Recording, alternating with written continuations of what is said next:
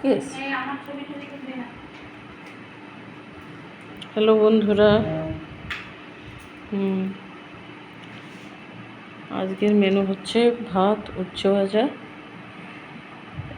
এটা হচ্ছে চিকেন কষা, চিকেনের ঝোলও বলতে পারো, এটা হচ্ছে মাছের ঝোল।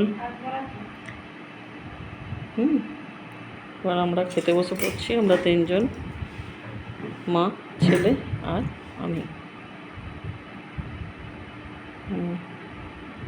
খুব খিদে পেয়েছে।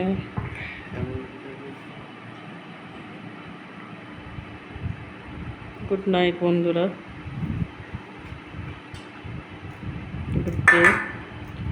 সবাই দেখো আর একটা করে লাইক কমেন্ট করে দিও কেমন রান্না করেছি আমি। তোমাদের যদি ভালো লেগে থাকে, খিদে তো পাবেই মা, কিন্তু